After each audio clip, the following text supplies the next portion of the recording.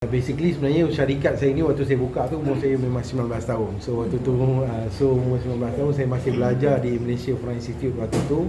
So Malaysia France Institute UNIKL MFI. So waktu tu saya part time pergi servis aircon, pasang aircon, pergi kelas balik. Dulu pasang aircon. Semua memang saya bermula dengan zero lah buat lah and so on.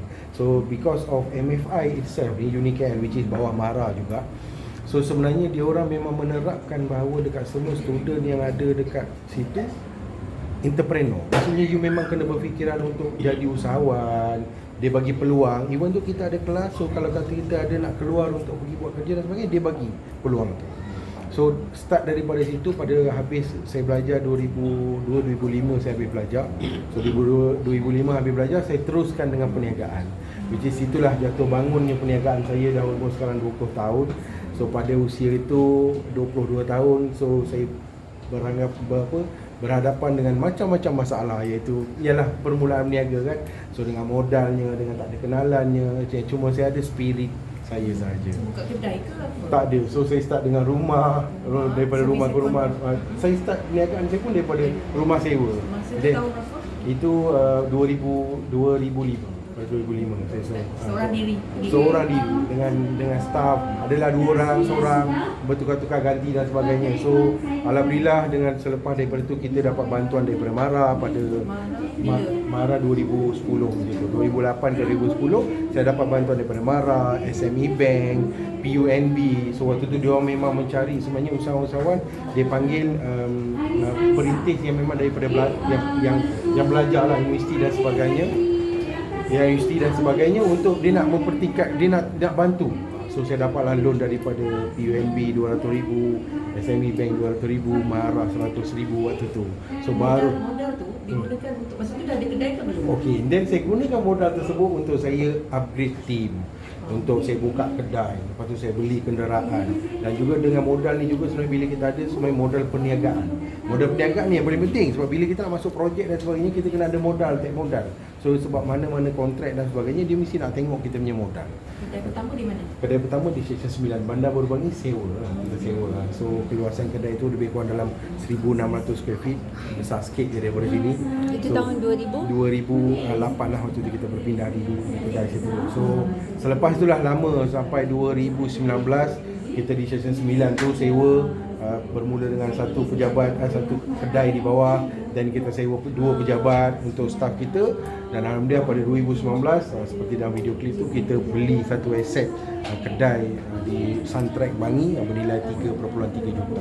Okey, daripada situ start daripada Seksyen 9 kita buka, terus kita pergi ke HQ, dan kita cawangan buat masa ni, kita buat cawangan kita ada sekarang ni dekat Alostar satu, Alostar, dan di Johor satu. Cawangan untuk bisnes di Lembah Kelang di Bandar Baru Bangi sebagai HQ, dan kita memang bergerak full operation kita daripada HQ. So kita ada kontrak-kontrak bangunan yang bersekitaran di Lembah Kelang dan sebagainya, tapi kita memang menggunakan, maksudnya moderation kita memang kita bergerak daripada HQ. So nowadays kita sekarang ni semua online, meeting online, dokumen, sistem dan sebagainya banyak online. So sebab tu juga sebenarnya anugerah yang kita dapat daripada MARA, satu sebabnya sebab kita ni alhamdulillah yang dimaksudkan adalah kita terlampau sistematik dari segi pengurusan staff, menggunakan HR system, account system, operation, procurement, even though task harian juga kita menggunakan sistem. Hari ini staff tu pergi mana dan sebagainya, bukan level manager tahu, sehingga level saya pun tahu staff ni pergi mana, buat apa, dan dengan siapa dia berjumpa. So ini adalah tujuan adalah kita nak tengok macam mana kita nak groomkan setiap staff tu. Itu peluang yang kita buat. Ini sebenarnya apa yang kita buat dekat sini ni, kita hands on. Company Dr. Econ ataupun di dalam Dr. Meta Dr. yang kita buat ni adalah kita company hands on. Kita tak ada lagi level untuk kita sub kerja. Tak ada. So semua kerja kita buat dengan tim sendiri. Ada maybe company-company yang lain dan sebagainya, dia lebih kepada mungkin dia ambil projek, lepas tu dia pecahkan kerja kepada orang ni, membantu dan sebagainya. So dari segi price dan sebagainya mungkin susah nak compete. Tapi kita ni menggunakan konsep kita develop team kita ni, so dia akan jadi head untuk satu unit. Contohlah dalam mudah faham, kalau dapat mana-mana projek, mungkin untuk kerja-kerja pemasangan ada orang ni buat, kerja-kerja wiring ada orang ni buat, kerja-kerja berkaitan automation ada kawan ni, ada staff ni buat. So itu adalah sebenarnya yang benda yang kita rasa kekuatan, yang mana kita mudah untuk mengintegrasi semua di dalam satu syarikat.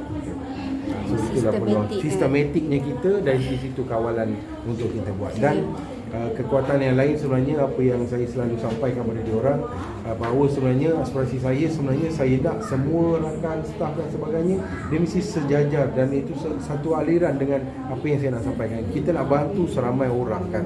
Ramai orang cakap je bantu dan sebagainya kan, program dan sebagainya, tapi sejauh mana orang klasifikasikan nak membantu. Tapi dalam kita ni, bila kita kata kita buat PRG ni, satu impact yang sangat baik berlaku dalam syarikat. Saya dapat nampak bahawa setiap staff willing nak kerja malam buat, dan dia sanggup datang hari cuti dan sebagainya, dan komitmen dia orang untuk ambil tanggungjawab. Itu semua memang saya sangat terharu lah. So sebab tu saya berharap dengan tim yang ada 300, so insyaAllah target 300 orang. So kita target pada 2025 kita akan ada 1000 orang pekerja.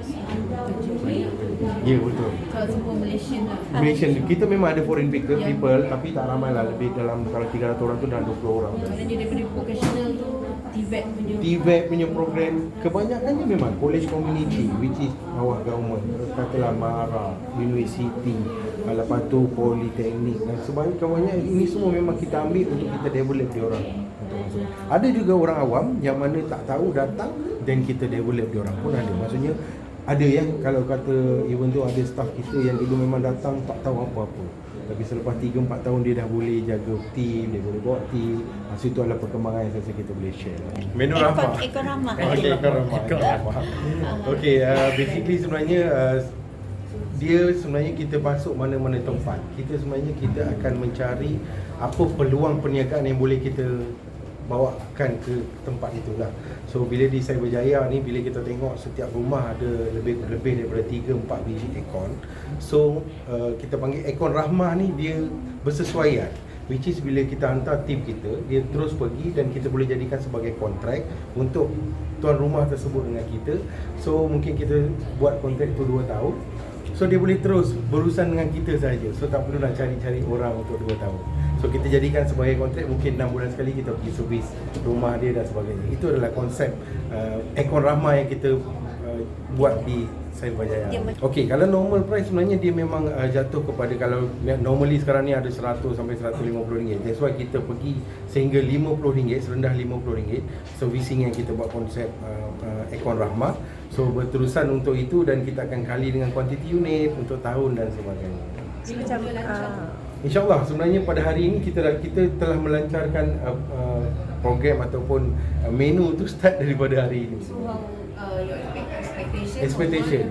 Okey, sebenarnya kalau kita punya target untuk cawangan ini adalah sebanyak RM150,000 sebulan. Target kita untuk cawangan sales. Boleh sebut dalam paper. Boleh tak ada masalah. RM50,000 sebulan untuk di selama Cyberjaya. Kalau tanpa menu ni, tanpa Rahmah whatever ni, so berapa pula sales macam banding last year? Okey, kalau setiap cawangan, kalau kita buka di yang event yang kita ada sedia ada di Bandar Baru Bangi, so rata-rata sale tu dalam 100,000 macam tu, 100,000. So tambahan kita jangkakan dengan kita buat program macam ni, dan kita ikat customer kita lah, kita consider ikat tu kan. So kita insyaAllah kita boleh dapat tambahan 50,000. Kira satu rumah tu dia punya kontrak semurah berapa tu Semurah sebulan? RM50 untuk satu biji. Itu yang dikatakan Rahmah. Bukan sebulan untuk 6 bulan. Boleh cerita sikit tak yang macam expectation kepada 100 juta dalam masa setahun tu? Okey, sebenarnya apa yang kita cuba panjangkan adalah sebenarnya kita juga adalah di bawah Meta Dr. Holding ni, dia ada syarikat-syarikat yang berdaftar dengan CIDB, G5, G6 dan sebagainya yang menjalankan projek-projek komersial, bukannya domestik. Domestik ni yang rumah dan sebagainya. So bila kita buat projek-projek domestik juga, sebenarnya itu juga termasuk di dalam jualan 100 juta yang kita anggarkan. Buat masa ni kita ada syarikat-syarikat yang di bawah Meta Dr, SMA Bintang Sdn Bhd, Snack Focus, lepas tu kita ada juga a few company di bawah Thai Brick dan a few company yang ada. So syarikat-syarikat ni kita nak develop dengan menggunakan kontrak mungkin dari segi komersial pula. So people dah know nama Dr. Econ, so mudah untuk kita nak masuk dalam komersial Okay, punya. kan sorry, Kak, boleh tak kita cut dekat sini? Bila kita nak bagi laluan dekat pengarah marah, sebab pengarah marah dia kita sambung lepas. Masih faham. So apa pun kita akan. Okey. Terima kasih banyak. Cik Amin ada sasaran Okey. sasaran untuk tahunan untuk tahun ni Untuk cawangan. dari segi keseluruhan bisnes lah. Keseluruhan sebenarnya macam yang kita bagi tahu, so keseluruhan sebenarnya bila kita letak bawah Meta Doktor ni sebenarnya sasaran kita insya-Allah adalah 100 juta untuk 2023. So itu adalah sasaran yang kita cuba capaikan, iaitu bila kita kata Meta Doktor ni dia adalah a few company yang memang dah buat bisnes lebih daripada 10 tahun. So Itu insya-Allah dari segi sale ke atau dari segi numbers of customer? Sale. So kalau number of customer, rekod kita sebenarnya pada 2022 kita ada lebih daripada 10,000 customer yang memang dah ada dengan kita. So itu juga sebenarnya 10,000 customer ni mungkin kita akan jadi sebagai kita punya regular customer lah untuk selepas lepas. So dah ada berapa cawangan sekarang ni? Ini kalau untuk yang program yang kita kata untuk staff kita ni, ini adalah cawangan yang pertama yang kita buat. Ni set apa tu? Maksudnya kita memberi peluang kepada staff untuk buka bisnes dia sendiri. So itu tujuan yang kita buat. Sebenarnya kita nak develop kita punya staff-staff rakan kerja ni semua supaya kita bagi dia peluang. Bila dia loyal dengan kita kerja dan sebagainya, kita bagi dia peluang untuk sebenarnya untuk memperkembangkan career dia dengan buka cawangan dan dia boleh So improvekan. expectation dia berapa akan Tahun ni sebenarnya insya-Allah macam saya beritahu Raspi tadi, kita akan cuba 5 minimum kita nak buka 5 cawangan untuk tahun ni. dekat mana? Dekat bersekitaran dengan kawasan Bangi, which is kita punya HQ office Dekat Bangi. Selangor lah, Di Selangor especially di Selangor. Jadi yang ni staff punya Ya, cawangan. ini staff yang Ah. kepunyaan. Under HQ lah. Under Ada HQ. So buat masa ni Pelaburan semua daripada HQ. daripada ke HQ, daripada HQ. Oh, maknanya. Oh. Ya, siapa nama cik? Cik Hamzah. Cik Hamzah. So berapa lama dah? Saya lebih kurang dalam 7 tahun dekat sini. Saya start daripada sini pun dengan program macam program prantis ataupun management trainee. Daripada management trainee tu saya diberi peluang untuk manage banyak department. Procurement, tender, marketing. So sampailah sekarang saya diamanahkan untuk buka cawangan baru. So sekarang saya dah ada satu jawatan yang firm, maksudnya sebagai pengurus cawangan kat sini. Inilah pencapaiannya lah sekarang ini. Jadi 5 tu semua akan diuruskan oleh Boleh. Rakan kerja itu staff. dah kita. kenal pasti Ada. calon-calon dia. Ada, So calon-calon. untuk satu outlet macam ni berapa banyak pelaburan perlukan? Pelaburan lebih kurang dalam RM50,000. Untuk RM50,000 dia bergantung kepada sebenarnya RM50,000 yang kita cerita ni dari segi maksudnya daripada syarikat, contohnya nak buat persediaan, tak deposit kedai dan sebagainya, dan juga yang paling penting adalah menyediakan tenaga kerja. Kan kita nak kena ada tim untuk nak pergi servis aircon, nak kena ada kenderaan dia, nak ada barang dia. So termasuk tools dan sebagainya. Jadi yang tadi 38 kenderaan tu Milik kita. So bila mana buka cawangan sini, so kita akan sediakan satu kenderaan khas pula di sini untuk diorang move untuk bergerak. kiranya yang cawangan ni dia bukan terbuka dekat orang luar lah, dia hanya untuk staff dalaman saja. Perancangan kita akan buka macam seperti mana yang tadi Dr. Ahmad Sabri bagi tahu, maksudnya kita nak link juga together. Rupanya kita nak link juga dengan maksudnya dengan student-student mungkin daripada IKM Mara, mungkin daripada universiti-universiti yang bawah Mara, dan kita boleh juga sebenarnya dia masuk dalam program kita dan kita boleh linkkan together untuk benda tu. So which is dia akan open So cuma peluang ni kita bagi keutamaan kepada kita punya staff yang dah duduk dengan kita. So tahun ni tumpu untuk projek ni je lah.